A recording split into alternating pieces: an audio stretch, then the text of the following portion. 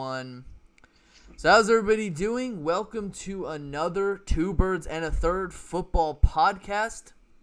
This is Hank, and I'm here with Josh and DJ. Ricky is currently in Dallas watching his Dallas Cowboys doing their practices indoors at the Star. Woo! You know what I'm saying? Isn't that in Arlington? I believe it is. So he is at So they're just like the Niners, the Dallas Cowboys of Arlington. Exactly. Like San Francisco 49ers of Santa Clara. Exactly. And the New York Giants and Jets of New York. The New Jersey Giants and Jets of New York. So wait, one more. Yeah. Because we're on a roll here. Yeah. The Los Angeles Angels of Anaheim. Exactly. Or the Chargers and Rams of LA, but they're not actually in LA. They're in like some suburb of LA. So how are you guys doing first and foremost? Josh is doing fantastic. I can tell you that right now. He just finished a nice little round of golf. Shot a 95. At 95, man, this guy doesn't. I mean, he does get in the 90s on. Damn. Mid-90s. Tiger Woods here. No, he was playing by himself for the first time. I am biracial. That is true. You are biracial. Shout out to the other guys. Shout out to the other biracial guys. So, how are you doing, DJ? I'm doing great. Thank you. Nice. I appreciate you. Nice. Tell everybody that I'm great, and I hope everybody else is doing great. We have a lot of stuff to talk about. Antonio Brown, right? Yeah, we'll be talking about Antonio Brown's Helmetgate. We know it's over, but we still want to chat about it. A bit of a verbal battle between the great Baker Mayfield and future Hall of Fame MVP quarterback Daniel Jones, and a few quotes from Cowherd and Baker Mayfield. They've had a bit of a rivalry going back and forth. Jerry Jones versus Zeke. Zeke who? What? And Jalen Smith, he got signed as well to a new contract, Dallas Cowboys. We might discuss Melvin Gordon real quick. The preseason debut of Jimmy Garoppolo. He played his first NFL action since September of last year, where he basically tore every ligament in one of his legs. The XFL just revealed all of its teams and the team names and logos. We're going to talk about how there are no stars playing in this year's World Basketball Championship. And then we're going to discuss the MLB pennant wildcard races, as well as DJ is going to discuss Little League baseball brackets. And then we're going to finish off with the quiz show that DJ wanted to do. He wants to try to stump me. I don't know if he can do that. But, it's a bold strategy, Cotton. So, we are going to start and lead off with the Antonio Brown situation in Oakland. Antonio Brown, he's had a bit of a saga with the National Football League over his helmet. So, in my opinion, he's got to be one of the biggest divas in the NFL. I've seen receivers do sit-ups in their driveways. I've seen receivers cry in front of cameras and headbutt people. But I have never seen... I've even seen NFL wide receivers complain about their Madden rating. I've never seen an NFL wide receiver complain about his helmet and file 2 grievances with the National Football League. DJ, what's going on? What's going on with Mr. AB? What's not going on in AB land? He's missed a ton of time in training camp trying to get a relationship done with Derek Carr. You see what he's putting the Raiders through on his first trip here to Oakland, California, soon to be Las Vegas here in the upcoming year. And all they can do up until what the general manager had said previously, Mayock had said previously, he's got to be either all in or all out, and it kind of put an ultimatum to him like that. And he had to eventually. You can't have Antonio Brown just deciding when he's going to miss practice. It was cute. It may be funny for the first week, but then he lost the grievance, and then he did it again, and now it's really looking bad for the guy. He's not saving face by doing this, but if he does really have a grievance with his helmet, I can see why, because I was a receiver, so you want a specific helmet that helps you see, and I can understand why he would say that. I honestly think they need to meet in the middle somewhere, because the NFL, from what I hear, even though he found a helmet that they said was okay, once he found a helmet, they quickly reversed their stance and said no, it's still not okay. So he did what he was supposed to do in order to find a helmet that would fit their bill, and they still kind of reversed it on him. So a lot of people are like hating on Antonio Brown, but he did come through with what was needed, and NFL still denied him. So I can understand why he'd be angry. I think he needed to approach this a little bit different. Josh? Understandable. I mean, what you're saying, but let me just say this. It's not just the helmet debate. This is going all the way back to when he was with the Steelers, and he live streamed talk. He live streamed it without the coach knowing. Then he missed practice before basically a must-win game to make it to the playoffs. Then he demanded a trade from the team. He comes to Oakland, doesn't wear the right footwear to go into his cryogenic homeostasis or whatever. And then on top of that, now he has the whole helmet issue. So it is not just one thing with Antonio Brown. It's a lot of things. And he might be great, but we've talked about this before, Hank, off the podcast. But you're talking about a guy whose legacy isn't going to be remembered for how great of a wide receiver he is. He's going to be the next Tia, where all you remember are these off-field antics, how he's a big crybaby, a big me guy, and once he slips a little bit and he's not the best wide receiver in the league, he's just going to be a crybaby.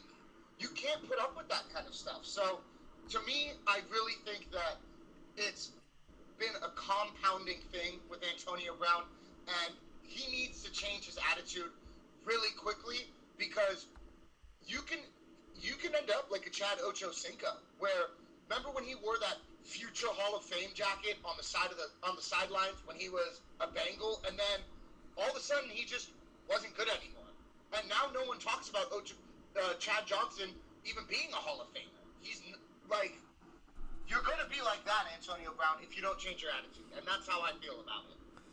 Yeah, the one thing that I found that was just kind of annoying was the fact that he comes into training camp with like a painted helmet from last year. They're like, you can't wear that helmet. And he goes, oh, well, Tom Brady and Aaron Rodgers, they get to wear their helmet, which is untrue. And he's like, and in many cases, he's like, the NFL's like, no, they got to wear their own helmet last year, but this year they're not wearing the wrong helmet. And it's just ridiculous in that standpoint. And then they're like, okay, you can have this helmet if you can make sure that it's safe, and he couldn't find one that was actually safe. And in this case scenario, it's kind of like if you have a child, Josh probably knows all about this. I mean, you probably have your what, 7th month old child in like a car seat. You don't want to put them in a car seat, or it's probably illegal to put them in a car seat that is out of date and hasn't been tested well enough. And it's the same thing with the NFL brain. The NFL, they want to make sure that their players' brains are safe, so that in 20 years they're not suing them because they're like, you didn't protect us enough. So the fact of the matter is, Antonio Brown he's literally complaining about the fact that he can't catch the ball with the helmet that he has. Apparently it has something to do with his ability to catch the ball. The dude wore a robot helmet with bars on both sides. Like, you think that you just wear like a double barred helmet and you don't have the little robot things on the side, would make it be easier for him to catch or something like that. I don't know. I think that this should have been a whole lot of nothing. Mayock was just like, well, basically put up or shut up, come here or don't. I mean, they were very close to putting him on that NFL inactive list, and, the Steelers were looking like freaking geniuses. A third and a fifth for that, and, you hope that he won't be like a headache for that team because Derek Carr is still a young quarterback. He's not inexperienced, but... That's another thing. Do you trust Derek Carr? I mean, is he going to be able to get the ball deep? We've set Bridges. Yeah. The dude has an problem. arm. He has a great arm. Really? Yeah. He didn't have any wide receivers last year. Of course, he didn't look like a great quarterback. I mean, well, he had great wide receivers in 2017, and he wasn't so good. But that might have been because of his injury. But Derek Carr can throw. He can throw. You're right. He can throw. You're right. I just, with a threat like Antonio Brown, you have to get the ball downfield. And I haven't seen the accuracy, is what I'm saying, to get the ball downfield. That's all. Again, he might not have the receivers, well, now he does. So this is I think, put up or shut up year. Because we all had this conversation last year about Gruden and him, is he's sold on now, obviously, because you're going to go into this actually trying to win games. Hopefully, that's what he's trying to do, is win games this year. I don't know. We'll have to see week one. Well, with the Raiders, the Raiders are too much of a wild card, I believe. Yeah, they definitely are. So here's what we're gonna say next. Okay, we're gonna move on from this because it's over. The AB helmet situation's pretty much over, or at least we'd expect it to, unless he decides to file another grievance. It seems like he's just given up, but he's back in camp. So, Raiders fans, keep your fingers crossed. The next subject we are going to talk about was between Baker Mayfield and Daniel Jones. And here's the thing about that. Baker Mayfield, I don't know if he was asked a question or if it was just something he said. Well, Hank, it's basically what had happened is that he was doing a GQ interview. Mm. And I guess he had forgotten completely that he had talked about Jones in that interview. I think this was interview sometime last year. This was after he was taken number one. So I know after this past year's draft, obviously, because he's talking about Daniel Jones. What he said was that he was surprised that the Giants actually took Daniel Jones at the 6th spot. But weren't we all surprised? He said, I can't believe the Giants took Daniel Jones. Blows my mind. Some people overthink it. There's where people go wrong. They forget you gotta win. So inferring that you need to have the ability to win in college football in order to be selected that high. And as a number 6 pick or something like that. Not a number 1 pick, as a number 6 pick. Yeah, well, I mean, here's the thing. He also said in that interview that he was surprised he was drafted number 1, too. So I know we're stuck on the whole Daniel Jones thing, but I know for a fact, actually, it's been reported that Baker has reached out to Daniel Jones and said sorry about how it looked, and I know it looked disrespectful for the way it came out.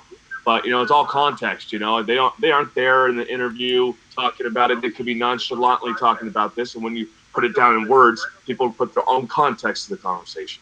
So what I'm gathering out of this whole situation, obviously Baker wasn't trying to be disrespectful. He apologized to him, and we know Baker to speak his mind. If he had a problem with the guy, he would have said something already, and he would have owned up to it, just like he did when Hugh Jackson was around. He hasn't owned up to this one. Doesn't feel like he is owning up to it, but he is now stepping out and saying, hey, I'm sorry about it. And, I don't think he meant anything by it. That's basically what I'm saying. Well, yeah, but at the same time, we know that that Jones is never going that Baker Mayfield is never going to necessarily he's going to speak his mind whenever he can, because that's the kind of player that he is. And but the issue is that like this is a situation where it's like you sometimes you gotta watch what you say, you know. Yeah, no, I know, but I don't think when he's being interviewed, and I think when he's given his time out, he's going to be the realest guy out there. I feel that's me, but that's my opinion. Again, I'm a homer, so my opinion is going to be kind of. This is the guy who's going to. We haven't seen a quarterback like this in a long time, but yeah, that's just my feeling. Yeah, I mean that's true, but at the same time, like you're not going to be able to. It might have been like a gut effort, like a gut check by him, but at the same time, it's just something that that he just kind of you kind of just have to watch what you say in many respects, because I know he's never going to do that. I know he's never going to shy away from it, but it could be a ticking time bomb for the team.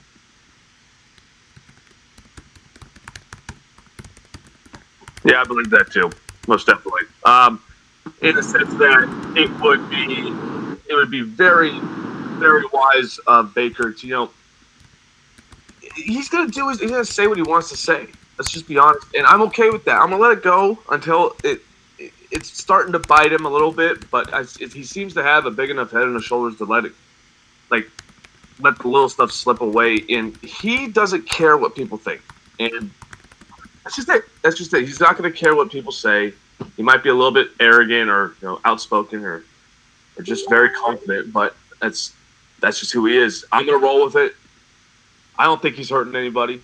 I think he's just a little eccentric sometimes. Maybe he doesn't say the right thing all the time, but I don't see that being a huge problem. I think he's got a lot of people who are. But at the same time, he's already been doing this about the Giants. As a whole, the Browns have been attacking the Giants all off season, and the Browns have nothing to do with the Giants. Nothing to do with the Giants at all anymore. Like, once that trade took place, they're no longer trade partners anymore. It's like the Browns have attacked the Giants more than they've attacked any of the other teams in their division. It's like they already know that the Giants are going to be bad, even though none of us know that the Giants are going to be bad. None of us know that in any way, shape, or form. I just think it's kind of ridiculous. And moving on to Baker Mayfield and Colin Cowherd, however, I will say that Colin Cowherd is a blowhard. There's a reason why we call him Cowturd on the Two Birds and a Third Football podcast. I think a lot of people are calling him Cowturd, but I'll say this, Hank. In agreement with you, I completely agree with you. Once Baker went on his show and said what he said after Colin was trying to call Baker out on him not celebrating with his team, he has had a huge boner, let's just say, for Baker Mayfield. 70% of his show is almost now negativity towards what he does. Like, it tries to take a story and slant it in a way that's going to make Baker Mayfield look disgraced. But I mean, yeah, he's failing. He is failing, but people are also watching him, though, which is the issue. I always say you never watch these first take talking heads on Fox Sports 1 or whatever, FSN or Fox Sports and ESPN. Don't even watch them, because what they do, right? They read a story, or they read like the first paragraph or the title and take it as, fact, right? Case in point, right? All of this Baker Mayfield stuff, or for the most part, right? I said back in 2017 when the Eagles won the Super Bowl, what did Colin Cowherd say? He said the Philadelphia Eagles are gonna have sucked ever since Andy Reid was fired, and they'll pay for this, and Doug Peterson sucks, and what do? We won a Super Bowl. So it's like, it's better that he's talking crap about you than anything else. Yeah, I guess you could say, because he's going to go for the shock value. I am not a big fan of Colin Cowherd. I like him. Well, obviously, but here's the thing: you'd probably be loving him if he was like, Baker Mayfield's the greatest. You know what I'm saying? I mean, a lot of Ohio State fans actually have. We all know DJ would feel that exact way. If Colin Cowherd was like, Baker Mayfield is going to be the greatest quarterback for the next decade and a half, DJ would be like, Colin Cowherd's got it right, guys. He absolutely knows what he's talking about. But I think he's so. When really, I mean, he said. What, DJ? You think he's so what? I think that he's so wrong, though. Like, he's taking a stance. He's banking. He is just like, I'm going to take a shot in the dark here. Everybody thinks Baker's going to be good. I'm going to be the one guy that's going to harp on him the most. And if he does fail, I'll be there to fail. I'll see him fail. And, be there not to help him up when he's down. And still kick him when he's down, probably. So, I think he's literally just playing the troll. I think that's what he's doing. Well, he was a big Sam Darnold guy. Like, big. Like, he was the one who was like, Sam Darnold. Sam Darnold is his horse. You know? Yeah, and so he's all butthurt. They didn't see that. He didn't see what is in Baker. I think that he's jealous of that too, because I'm not saying Sam Darnold is a bad quarterback, but I see a lot more leadership skills inside Baker than I do. But again, two different leaders, two different people. I hate to compare both, but again, I'm a homer, I know. But if we're going to go ahead and compare what somebody has done for an organization already, I think Baker's going to take the cake on that. Yeah. Do you have any insight on this, Josh, the Cowherd-Baker thing? I just think that that's their job. I mean, him and Stephen A. Smith, their job is to literally just say inflammatory things to get a fan base riled up. And, I mean, it's why they get paid so much, because they have those opinions. And we listen to them. And we listen to their opinions about it. And as much as we don't like it, people still listen to Colin Cowherd. People still listen to Stephen A. Smith. Even though a lot of people can't stand him, guess what? Stephen A. Smith's the highest paid sports talk guy in the nation. I mean, that's what they do. And DJ, I get it. You don't agree with him because he's talking negatively about Baker Mayfield, but his job is to literally have an opinion about sports. And that's his opinion. And I mean, we've done it on this show. We've talked about how we don't think guys are good. And we've said, I just don't think they're going to be good in the NFL. I don't think that moving forward, they're the guy, they had a splash here, but I don't think they're going to be good moving forward. We've done it too. And we can't just get upset because one guy is talking negatively about a guy that we're a fan of. Yeah, I know. But at the other end of the spectrum, I know the Browns are going to go 10-6. I know. But the say it every year. I get it. But let me finish when I'm talking about Colin Cowherd, because I know you're going to tell me. But Baker, I know Baker. He's good. I don't think he's that bad. But that's Colin Cowherd's opinion. He's allowed to have it. No, what I'm. They disagree with it. What I'm saying is that he. At least when we do it, we're not trolling, Like, these are our actual opinions, and we're not trying to get shock value. We're not trying to shill for, like, whatever if you came out and said, Guy A is trash, you obviously believe that Guy A is trash. You're not doing it for shock value, That's the difference. I think that's people exactly should be on what TV. I'm thinking too here. People should be on TV for their sports knowledge and their merit.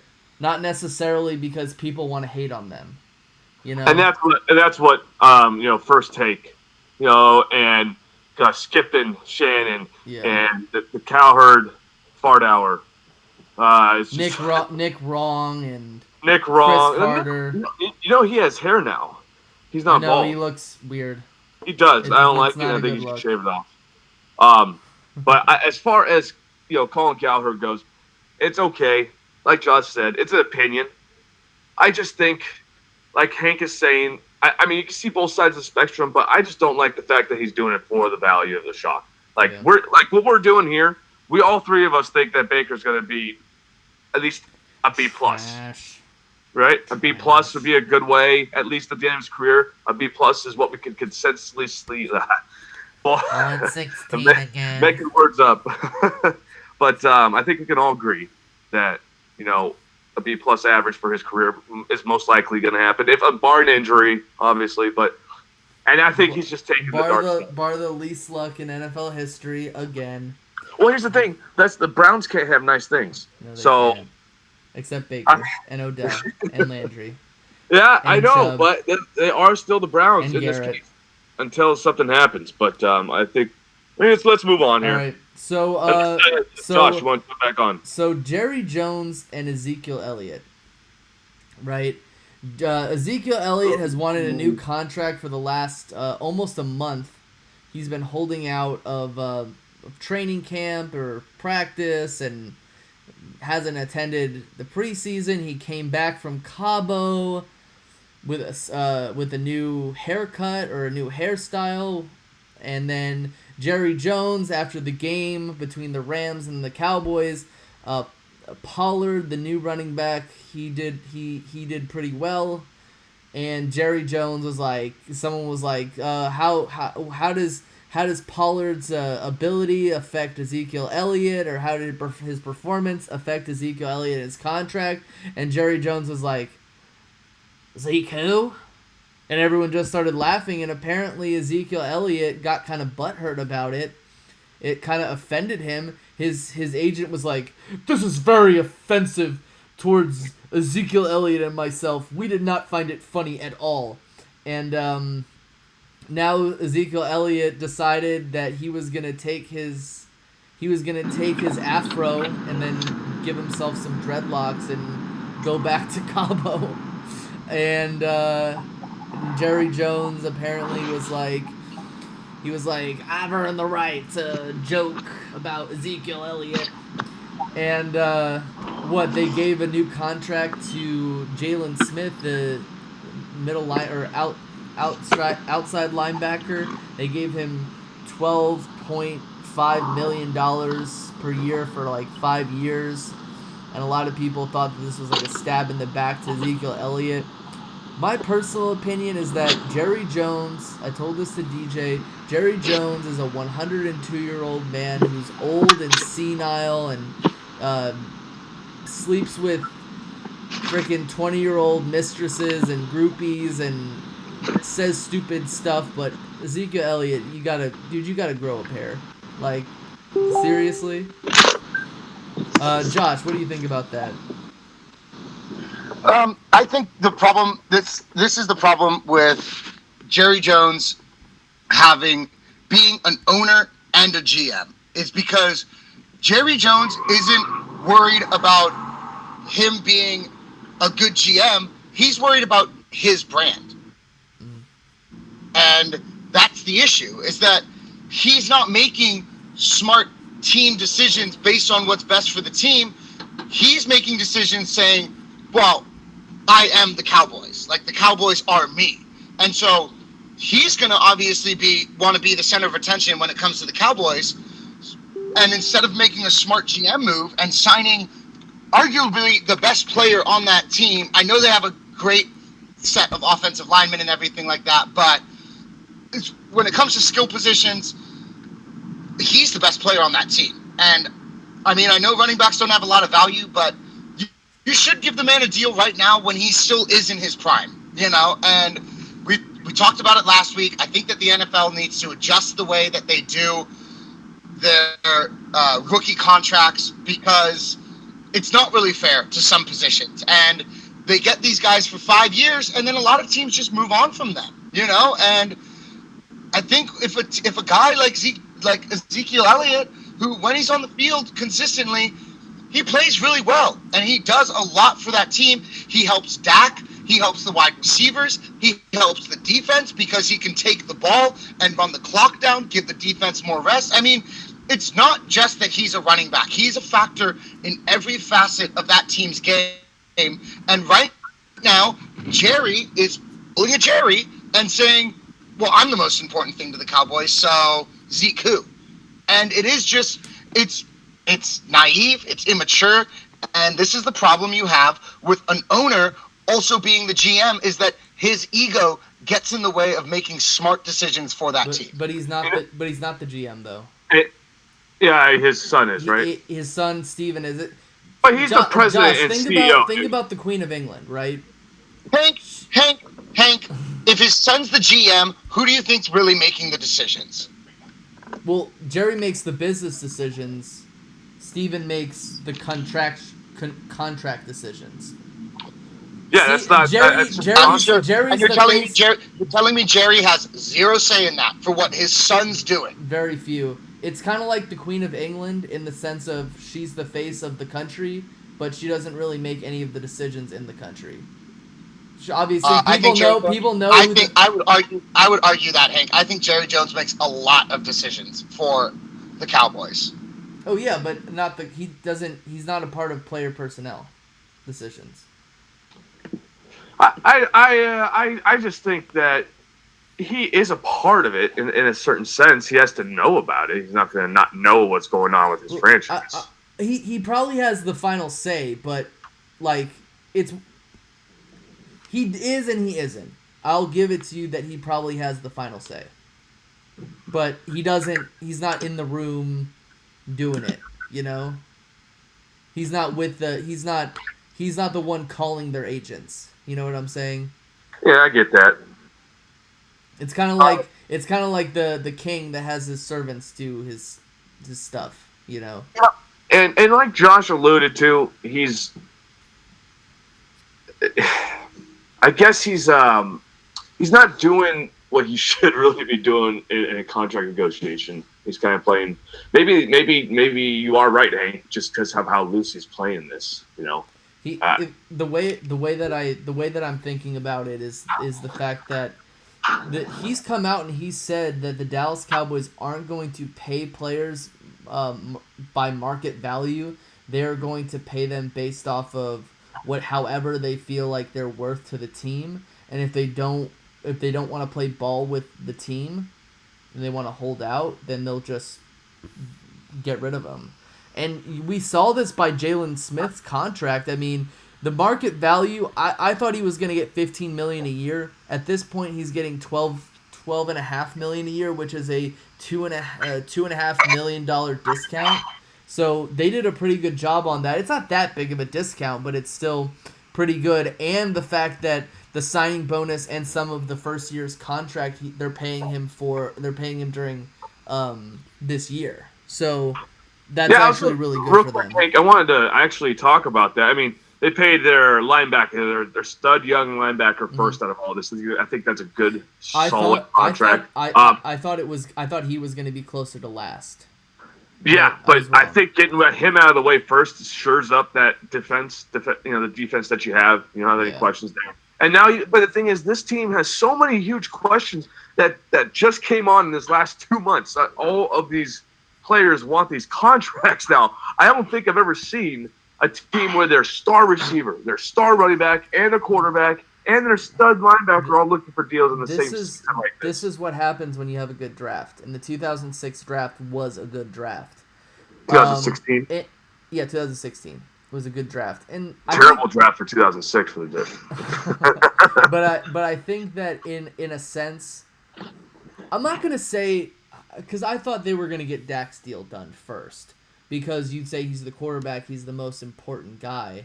He turned down $30 million. No, he turned down $30 million. We don't actually know if he turned down $40 million. He said that he's not going to take a hometown deal. I imagine.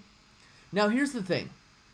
I'm not saying that Dak Prescott's not good, and I'm not saying that the Dallas Cowboys don't trust him, but I feel like they don't trust him enough to give him a big contract.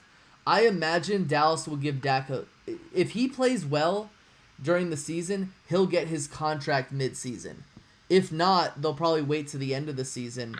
They're kind of trying to play this game because they could get rid of him they could get rid of him. They could just get rid of him. So here's Josh, you have one more take for this? Okay, yeah, All we're gonna right, go ahead so and move on to the we're gonna next move topic. on. So we'll one thing. What about Melvin Gordon? Just for 1 minute. What about Okay, yeah. Melvin Gordon? There's no update with this cat. This No, guy, he will. He said that he will not play during the season. yeah.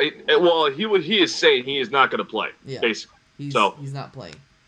which is Yeah, that's very disturbing for my fantasy draft. Not only that, but very for the telling. Chargers as well. I know they have Austin Eckler, but Josh, actually jump in. Let us know.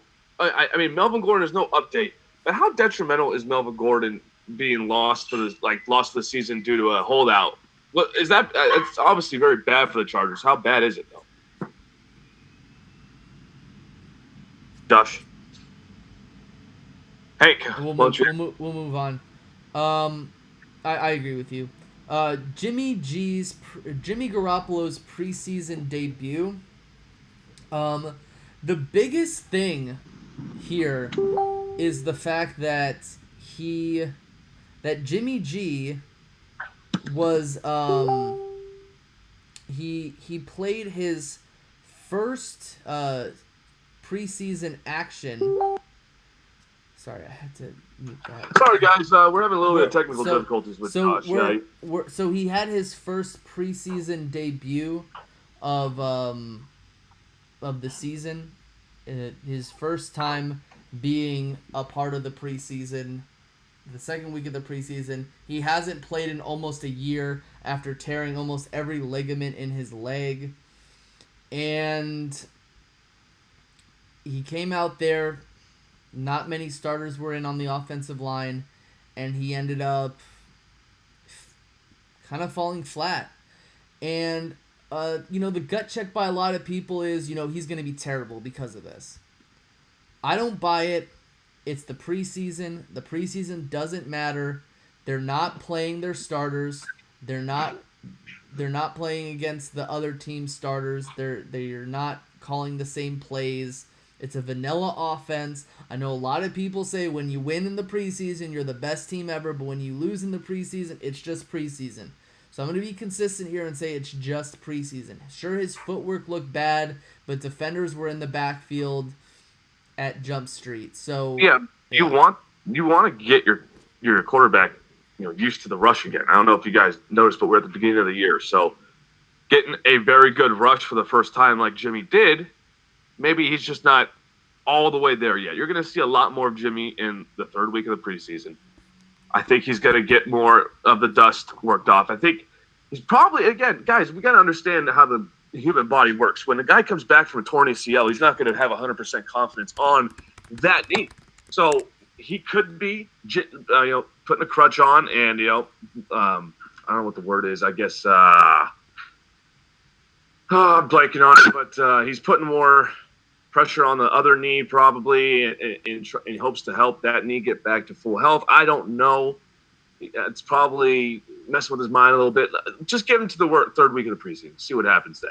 And then after the third week of the preseason, if we're still seeing these interceptions, it's not going to be good. Obviously, they have too much money invested in him to just go and throw him away. So he's your quarterback, like it or not. Unless Nick Mullins was a hot ticket last year. So, but the other thing is, when you're coming off of reconstructive leg surgery, you're not supposed to be good. Like, most quarterbacks don't play well coming off of knee surgery. Oh yeah, and that's the problem, and that's why I think a lot of people are jumping to conclusions right now because he's not comfortable on the knee, and I think that's the biggest thing. He's still trying to work. How, like you said, he hasn't seen any rushes that have been from the first team defense yet. Yet he's still getting, rushed and still getting hurried. So I'm worried about that offensive line for the Niners. I'd be more worried about the offensive line for the Niners than I would Jimmy Garoppolo. Yeah, but they had a few starters not in the game. True. Yeah. True. Both of their guards were not in the game. You want to be deep at the offensive line. If you're not deep at the offensive line. I know, but they were playing against starters. They were I playing against the understand that, Broncos. but you're going to have starting- second-team players go against starters. You're going to have that, I so it's know good that. practice. I know to that. have. But when it will happen. But when one of the reasons why the Eagles aren't playing Carson Wentz during the preseason, which was the same reason why the Rams didn't play Jared Goff last year, was because they had injuries on the offensive line and they didn't want to chance it. You know what I'm saying? Also, the Eagles have already had two quarterbacks get injured. It's like it's not a good omen there. So, um, sure they might have wanted to play him because he's healthy.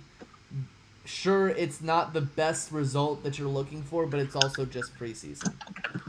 Yeah, I agree with that too. I think a lot of a hubbubaloo is made in preseason that it always gets shelved right when the first week of the regular season starts because everything that you thought you knew in the preseason is probably different than what happens in week one. If we have the stuff in front of us, I don't right now, but I want to know how many teams did well in the preseason that came out and shit the bed in the first 4 Your games. team almost every time. Exactly, it was the Browns. The Browns were the champs of preseason for quite some time. One year the Seahawks won the Super Bowl after being 4-0. Huh? Yeah.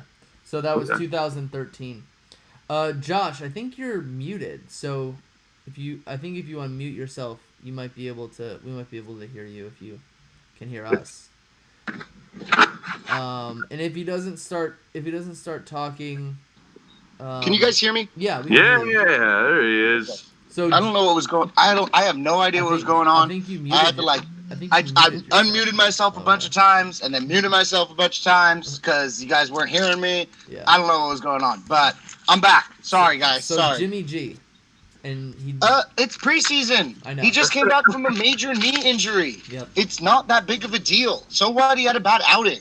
Yeah. I mean, it's preseason football, and you literally can't judge anything off of preseason football. It's except for how deep is your roster? Are your second and third stringers good? You know, I mean, I think that's really the only thing you can take away from preseason, because everything else is just kind of it's just like I said, preseason. Like Hank said, you didn't have the starters in on a bunch of the starting offensive linemen in. You're going through the motions of knocking off the rust with a guy who just missed an entire year of football. I mean, he went down in September. It's been almost a year since he's even been on a football field. I mean, I know he's practiced here and there and, you know, done physical therapy and stuff, but that's not the same as being in a game. Yeah. It's not. And the decision making, I think Jimmy G is smart. I think he does have talent. Yeah. Just gotta get back in the motion of things, you know. So I don't think it's something that we should necessarily think you know and beat her. I want the GG a little bit. I don't think that. I think these so because I think you yourself you.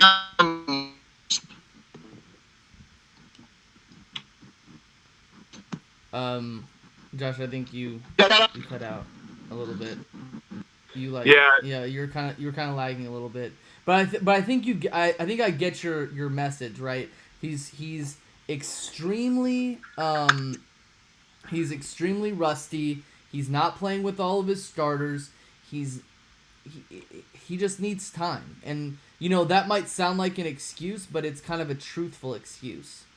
But let's move on to the XFL logos. The XFL is going to start up next year, and they have 8 new teams: the Dallas Renegades, the Houston Roughnecks, the LA Wildcats, the New York Guardians, the St. Louis Battlehawks, the Tampa Bay Vipers, and the Seattle Dragons, and the DC Defenders. So, I'm just going to say right now that I'm not going to pick a team unless they're in the league for 2 years. I think that I look at some of these logos, and they all seem to make relative sense, except Houston, their logo is like a oil tower, but they're the Roughnecks. I don't know if that's I don't know enough about Houston history to know where it was a roughneck, a person who mined for oil in Houston. I thought they were just called Oilers. Yeah, that's from obviously the NFL team. But hey, man, as far as picking a team's concerned, I don't know if I can actually pick a team. I'm never going to be a fan of an team. LA team. I'll never be a fan of an LA team. So we can cancel that right out. I think the only one that really makes sense is the Dallas Renegades. Let's be honest here. But what I'm saying is, I know that's going to be Kelly's team. Yeah, but what my team? I mean, I could be moving to Washington here, so maybe a little. It would kill me to be a Seattle fan, honestly. But I don't know. I think if I had to choose one right now, I'm never. Jeez, I can't be a Dallas fan. I can't be a Houston. I can't be. Can you be a New York fan? No, I can't do New York either. I'd have to go Houston.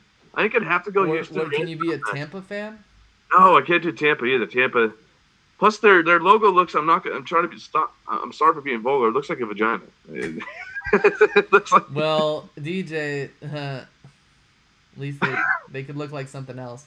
Why can't they have a snake as their logo? I don't understand Seattle Dragons. That doesn't make much sense to me, but it's whatever. I think that's the only one that really doesn't make much sense, because what is, at least with the other Seattle teams like Mariners and Seahawks and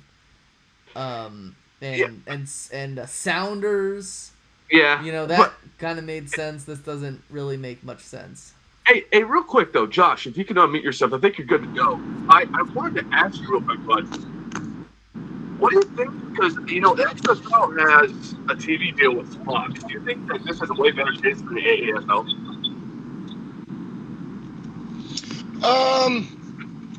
I don't know. I think it's hard to get good talent outside of the NFL, and I know the XFL is going to try, but we've seen leagues try this before. It's going to be tough. We're going to have to see how their talent level stacks up. I mean, it's kind of weird because as a country, we love college football, which is not on anywhere in the same talent level as the NFL, but we still love it. I don't know how the XFL is going to be, though. It's like Hank said, until it's gone on for 2 years, it's going to be hard to say, oh yeah, this is successful. Oh yeah, this works. It's just going to be tough. It's going to be really tough. Now they have a deal with Fox. When are their games going to be played? Like what time of year? What day of the week? I think it's going to be spring. And it'll probably be on Saturday and Sunday again, like the AAF was. We're looking at during right when the basketball season is going into its playoffs. So that's gonna be really tough to go against. But at the same time, again, I'm not gonna pick a team for 2 years. I know that the first week everyone's gonna be going crazy over it, just like with the AAF. And that's how I was. I watched every game the first week, and then the last few weeks I was just like, I don't care. Yeah. I had other things to think about, and the excitement was gone, even though I knew it was happening. Well, they have to be on when NFL's not on, so that's the best time to do it. So it is. And I also feel like they should have picked areas where there were a lot of football fans, and that's kind of what they didn't do. You know, I think the biggest city that they actually put them in was either like Nashville, New York. Nashville, or Orlando. That was it. Oh, you mean the AAFL? Yeah, the AAF. Oh, okay, yeah. Well, yeah, that's what I think that the XFL has done. Does the XFL have a team in Oakland? No. They have a team in Dallas, Houston, they St. literally Louis, missed LA. they missed such a huge opportunity on that because Oakland's losing its football team, and I know a lot of Oakland fans that are legitimately upset about that. Yeah, but, I mean, they don't even. I don't know if you remember him, DJ, but my friend Enrique, he straight up doesn't even want to be a Raiders fan anymore, and we're talking about a guy who had season tickets for like 10 years. Yeah, and he's so just heartbroken. He feels cheated. He doesn't like the way the Raiders went about it. I mean, the XFL missed a huge opportunity on that mark. Yeah, but you have to. But the city of Oakland's got to want a team too, and the city of Oakland doesn't want a team. You know, so it's also one of those deals as well. I mean, yeah, they missed an opportunity, but Well, the only thing the city of Oakland wants apparently is a shitty public transportation system that is always running late. Exactly. I agree. So we will transition into talking about the pennant race for the MLB for the next few minutes, as well as DJ is going to give us an update about the Little League World Series. DJ, do you have the wild card races and stuff like that in front of you? Yeah, I have them right here. So we're going to start off with the American League here. So the American League obviously is a one-sided race here. We got the New York Yankees at a record of 83-44. The next best down there's 9.5 games back, and that's the Tampa Rays at 74-54. The Boston Red Sox are taking a step back this year, 16.5 games back at a record of 67-61. So that division's pretty much sewed. We have actually the Central in the AL is something to be watched. We have the Minnesota Twins at 77-50, are 3 games ahead of the Cleveland Indians, who are 74-53. Next down, we have the Oakland A's and the Houston Astros of the West battling it out. 7.5 games back for the Oakland Athletics against the Houston Astros. The Oakland Athletics are 72-53. The Houston Astros are 81-47. And we're going to go ahead and move on to the National League. There's still a race here in the National League East with the Atlanta Braves and the Washington Nationals. Atlanta is 76-52 in first place. Washington Nationals 69-57 in second place with only 6 games back. We still have about 32 games left to play. So that's a lot of ground they need to make up. I think the Atlanta Braves will take the East. Chicago Cubs and St. Louis Cardinals and the Milwaukee Brewers are all in the race for the Central and the wild card. So right now, Chicago's in the lead, but only a half game back, the St. Louis Cardinals, and only 3.5 games back, the Milwaukee Brewers. And then we have the West. The West is going to be won by the Dodgers. The Arizona Diamondbacks are 19.5 games back, and the Giants are 20 games back. And now we're going to go ahead and move on to the wild card race here. In the wild card race for the AL, it's going to feature the Cleveland Indians, the Tampa Bay Rays, and the Oakland Athletics, all within a half game of each other. So the Oakland A's are a half game back of the Tampa Bay Rays, who are also half game back of the Cleveland Indians. So the wild card race is going to heat up for the American League. And then we have the National League wild card race, which is just anybody's race at this point. Looks like the Giants have taken a step back there. They're 5 games back. The Arizona Diamondbacks are 4.5 games back. The Brewers are 3 games back. We have the Mets a game and a half, the Phillies a game and a half, and then we have the Cardinals and Nationals sitting there. So right now, the big races for us. For me, I'm a Cleveland fan. I know Josh is an A's fan, and I know Hank is a Phillies fan. Right now, the Phillies have a legitimate shot at the playoffs. The A's have a legitimate shot at the playoffs, and the Indians have a legitimate shot at the playoffs. So we're all going to be rooting for our teams here down the stretch. Josh, we were going to go to this game against the Yankees, this little series, one of the games. I think it was going to be either yesterday or tomorrow. But what do you think of the A's?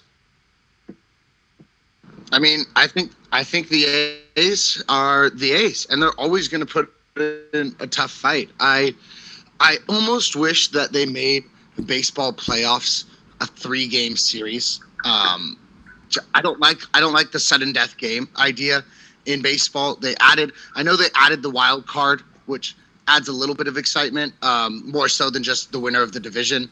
But it's not football. They need more than one game to decide it because it's baseball. But I do think that the A's have a better chance this year than a lot of years before. And if the A's make it to the playoffs, I mean, playoff baseball is just like any other sport when it comes to the playoffs. If you get in, you have a chance. No matter who you are. I mean, we saw it with the Giants for 3 years. Or for 6 years, but every other year. They kept getting these wild card spots. And what did they do? They made a run. And so if you can make it into that wild card game, then you have a shot. I don't think that they're obviously, I mean, they could catch the Houston Astros. They could. It's probably not going to happen, but they could do it, Well, a quick little update. Sorry, they're beating the Yankees 5-1 right now, and they're playing at home. So if they beat the Yankees yesterday, so if they sweep the Yankees at home, that puts them in a very nice position because Houston has not played. They are idle right now. Oh, no, they just played. They lost to the Tigers. So they could easily move up here if they sweep. And, if the Tigers end up beating the Astros, which is pretty unthinkable, the Detroit Tigers are a very, very crappy team this year. But let's move to you, Mr. Hank. Mr. Phillies. You may have a free agent mascot here in the works here at the end of the year, so you better work on that. But Bryce Harper, Bryce Hyper, yeah. Hyper, yeah. I think that's a good nickname. He makes good contact. I went to the Giants-Phillies game. It was a loss, but I think he only struck out once. I think there was like 4 at-bats. He didn't have a hit, but 3 out of 4 times he made deep. He almost hit a homer. He was at the warning track almost with one of those. Nice. Which means that when they bring the seats in at Oracle Park, then that could have been a homer. And I think the Giants. I was kind of against it, but I've been to a couple games too since I've been working up in San Francisco, and I think it's the smartest thing to do in that ballpark because you just have so much moisture coming in off of the bay that it's really not friendly to hitters. So I think that they do need to shorten up that field somehow a little bit, because especially because the Giants, I mean, I went to a game a couple weeks ago and there were so many balls that were close to being home runs. And if you just brought that fence in, even just 10 feet, I think 3 of those would have been home runs because there were 3 catches right on the warning track. And so I think they need to bring it in. I think Harper is going to be good. I think he does make good contact, Hank. And he's actually didn't he hit a grand slam recently too for them? He had a grand slam like this weekend or something like that. Against Chicago. I think it's a game winner. Yeah, against Chicago or something like that.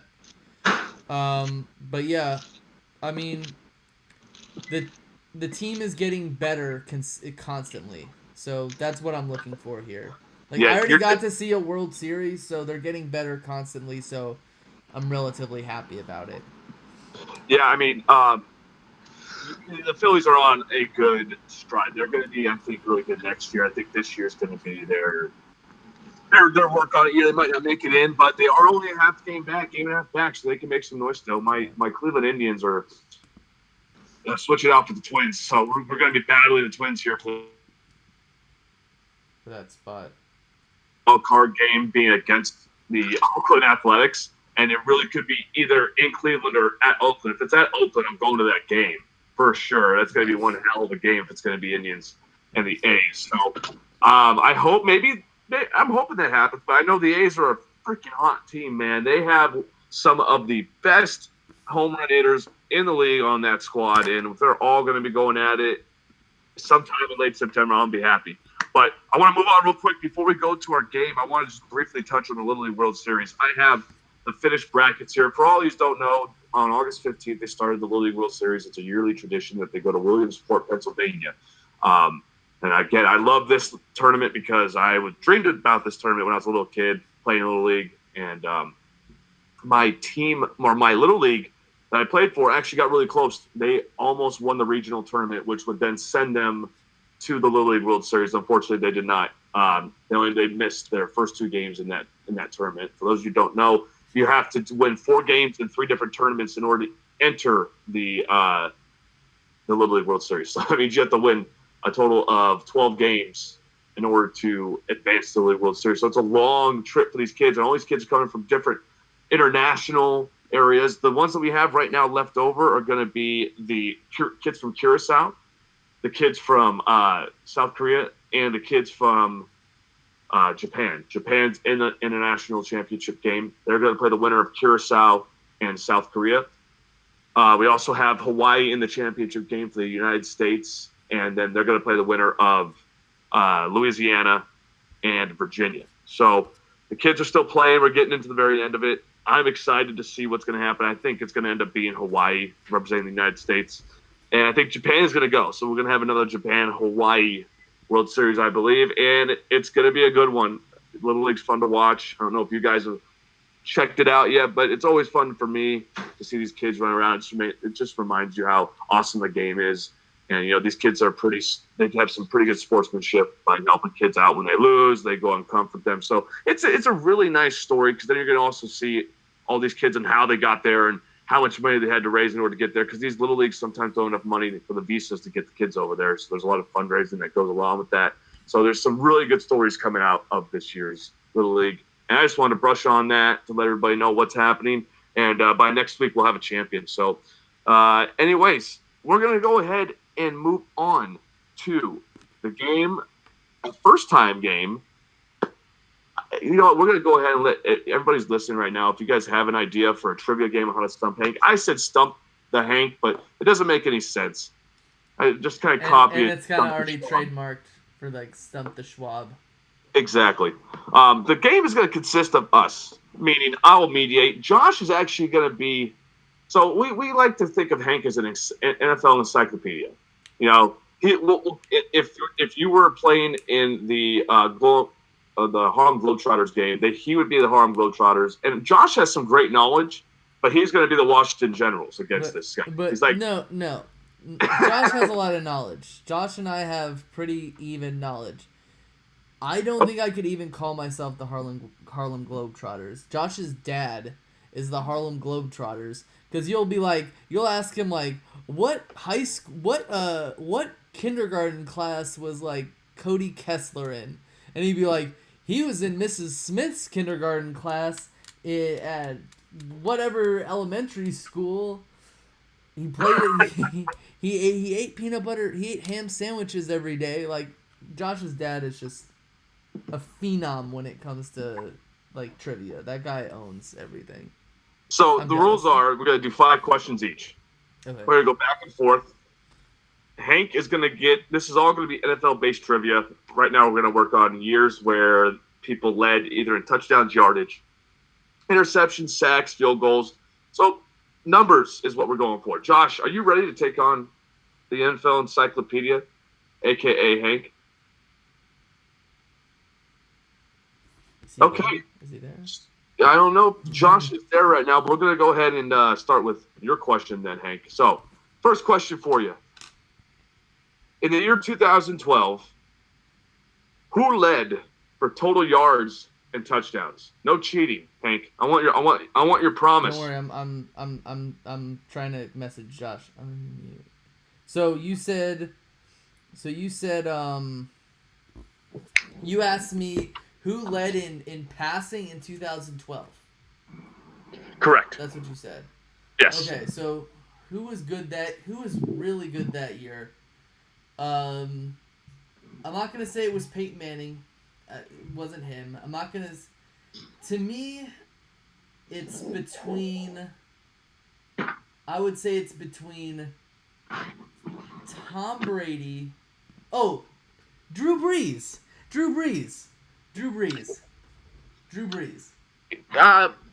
Yes, you're correct. We're going to go ahead and give Hank the point there, but boy almighty, it looks like he had some help on that one. I did not. I was looking at my lamp the whole time. Okay, he loves lamps. So I'm looking at Hank. We actually have the videos going for our talk, for how we talk, but I don't get to see his screen.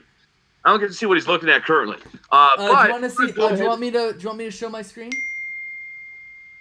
Wow, that was loud. Sorry. you want me to show my screen? Yeah, you know what? Go ahead. It doesn't matter. Okay. Are they gonna Okay. trust me? I'll do it. I'll do it next time. Sorry, I got All too right, excited. cool. So Hank, his first question, boom, got it right. We've got 1 point for Hank here. I'm gonna try to stump this guy. Let's see, 2011. This is the year. I want to know who led for passing yards and passing touchdowns in that year, in 2011. 2011. Yep.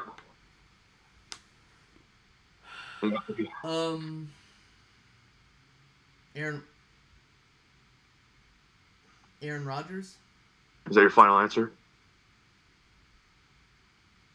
because Tom Brady had a good year. Eli Manning had a good year, but he didn't have the best season. Yeah. I'm gonna go. I mean, Aaron Rodgers was the MVP, and Peyton Manning wasn't in that season. I'm gonna go with Aaron Rodgers. Aaron Rodgers, you are wrong. Go. It is Drew Brees again. It was a trick question. Oh, that was the year that Drew Brees started his reign of terror over the NFL, leading for passing yards and passing touchdowns in back-to-back years in But he 2011 wasn't and the 2012. MVP. Ow, can you take that sound away from your mic, please? And Sorry, I don't want to do it. I can't do it. It's a text message. I get notifications. Well, you can put it on vibrate, can't you? No, it's because it's my computer.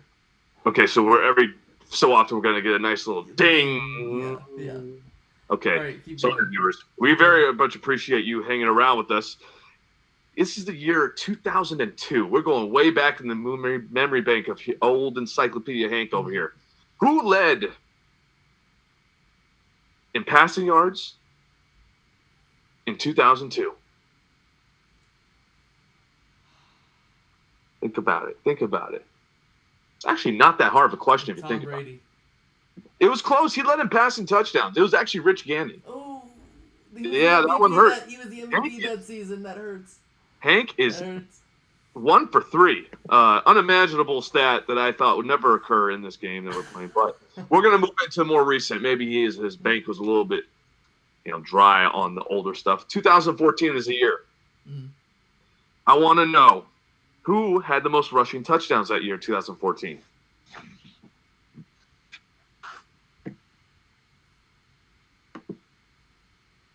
Ooh.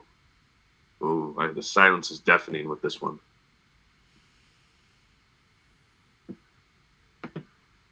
Oh. Rushing touchdowns? Rushing touchdowns in 2014. Wasn't that the year that, I don't know. Ooh, Was it? You got it? Was it? You got it? You got it? I know who 2016 was. 2014 is what I want. 2014, because this guy played for the Steelers that year.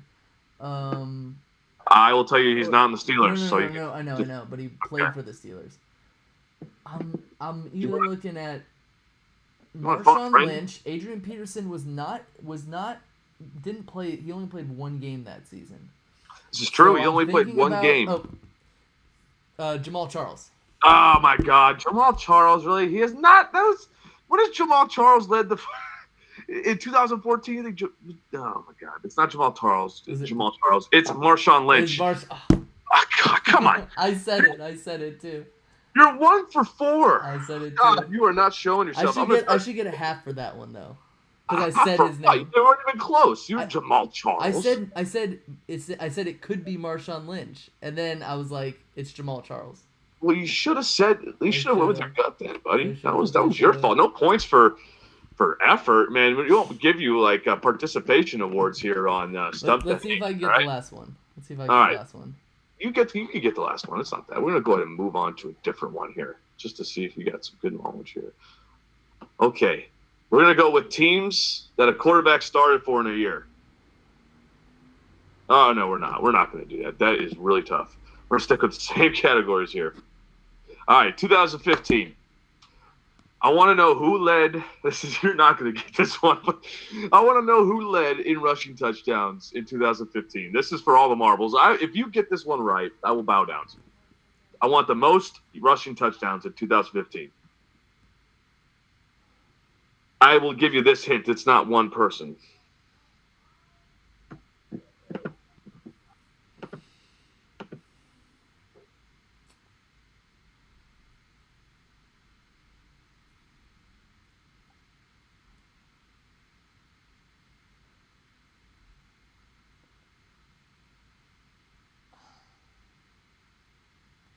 I'll go with one of them.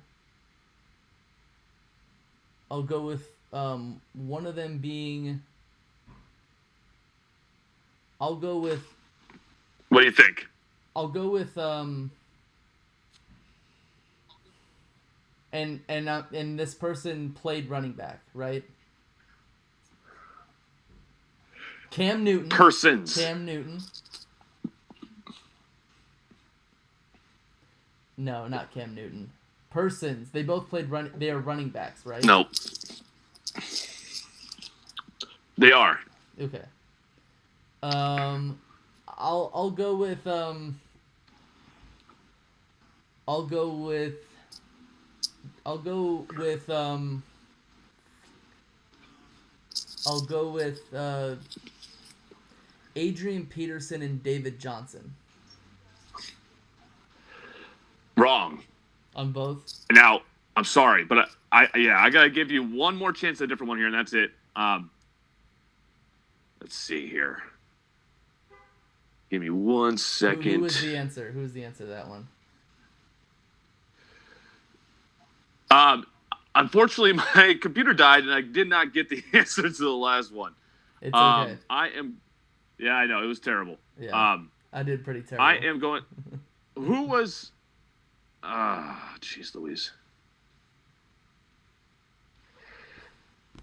I think that's... Let's see here. Can you name... Okay, guys, that's it. I'm sorry. We've had some technical difficulties here. A whole show. We appreciate you hanging around. This usually doesn't happen. But it has been a weird night, but hopefully a great night for y'all. Sorry that Josh couldn't get back on. Unfortunately, he's in an area that is not good for podcasting. But thanks for hanging on with us tonight. Hank, thanks for directing us on where to go here, and thanks for hosting on your channel. No worries. And if you guys want to hang out with us more, let us know. We're on Facebook. We're on Twitter. We're on... That's about it, huh? Yeah, and YouTube, obviously, because you're podcast on Facebook, and then 2 Birds and a Third on Twitter, and then we have a YouTube channel, 2 Birds and a Third Football Podcast. Subscribe to that because that's what we're planning on putting our videos on. Perfect, awesome. Well, I was happy to hang out with you, Hank, as you, Josh. So we'll see you guys soon. Next week will be a fun week. We're gonna go ahead and delve into the AFC South. NFC South, AFC West, and NFC West. So be around for that if you want to get some good betting tips. All right? All right. Have a nice night, guys. Peace. Have a